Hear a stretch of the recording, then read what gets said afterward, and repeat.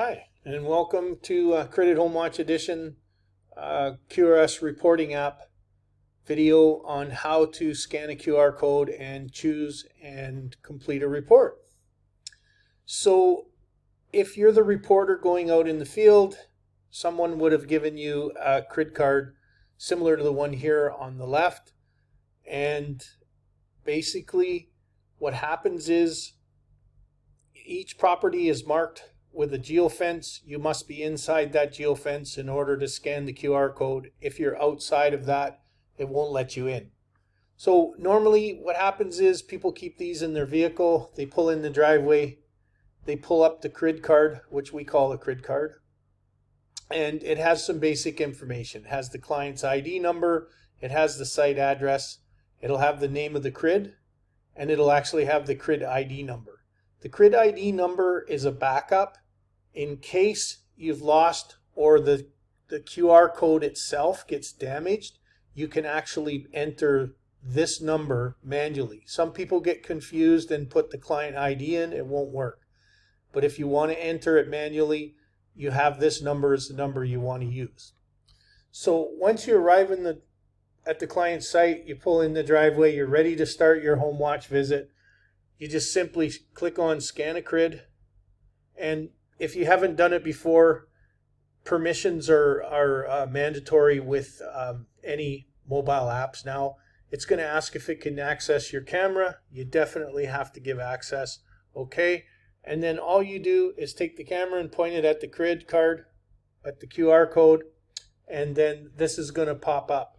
And it's now going to ask you which checklist that you wish to choose. So you have an assignment already, and it's going to say one of two things. Either it's assigned or this is an unscheduled visit.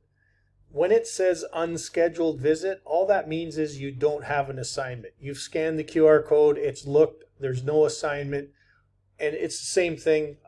The only difference is this particular visit that we're doing has an assignment, and the option you have is to choose a Permatask. So these are your bonus checklists, post-storm checklist, contractor. There's multitude in the QRID software, and it's up to the admin or manager or whoever creates the QRID to add these specific checklists. So for example, if you're here for home watch, you're going to choose your home watch visit. That's a given. But if you're there to car drive, or it's a non-routine visit, you would choose one of these checklists. So what I'm going to do is I'm going to choose my home watch, and I click on it. And at the top, you're going to notice that there's click here for the report info. And this is where we house the confidential information. Alarm code. So there's alarm code. There's a garage code. There's a safe word. And then if you remember from the assignment video, all of the notes that were in the assignment are all here. Same thing, if you need to call the plumber, you just click on the number, or the electrician, and the number pops up and it just automatically dials it for you. So that's a feature. Once you've got your alarm code, now you can enter the property and start your home watch. But what I want to do is sometimes we have specific photos installed.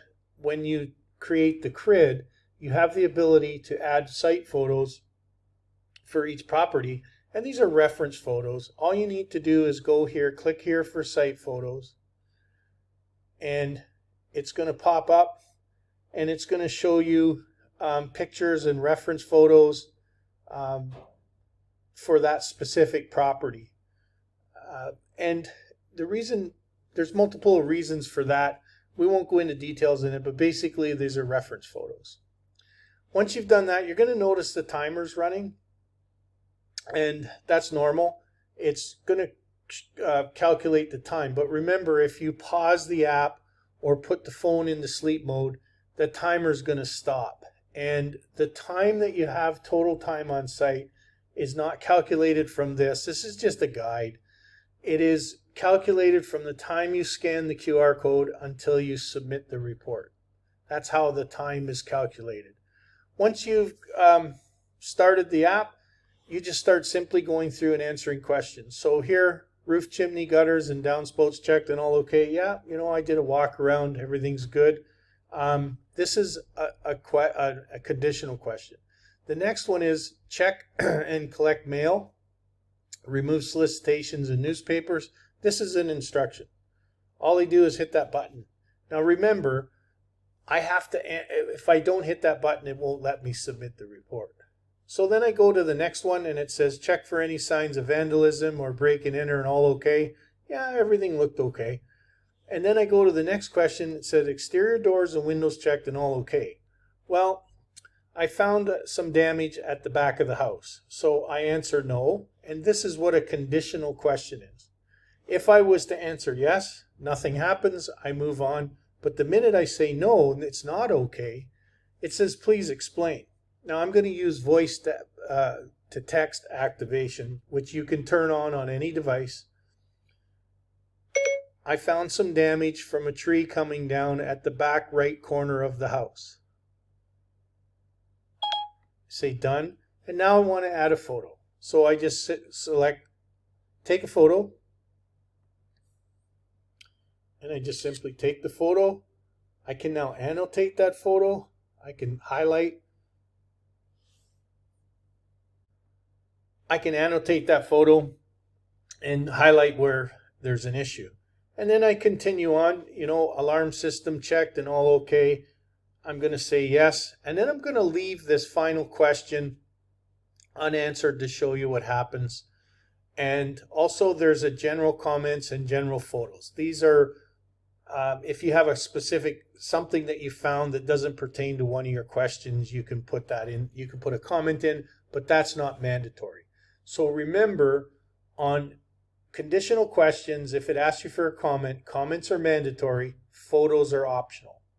So now all I do is come down to the bottom and I select I'm done. And it tells me right away, hey, something's wrong. The report's incomplete. So I say, okay, and it highlights in red anything that I've missed. So you'll notice I missed this one. All doors and windows checked and locked. All I have to say is yes, and it'll automatically turn back to the right color. And I hit I'm done. And I have it set up right now that I can add a final comment because I have it set up so that I'm going to send this report directly to the client's dashboard. There are different ways that this can be set up. I can submit the report to my dashboard and then review it and then forward to the client's dashboard. In this specific instance, my permission set up for this reporter says that I can send directly to the client. So I'm going to put a comment in here. Hi, Mrs. Smith. Please find attached your report. Everything is good except I found some damage at the back left corner of the house. Please find the photos inside the report. And now I hit done. And now the report is sent.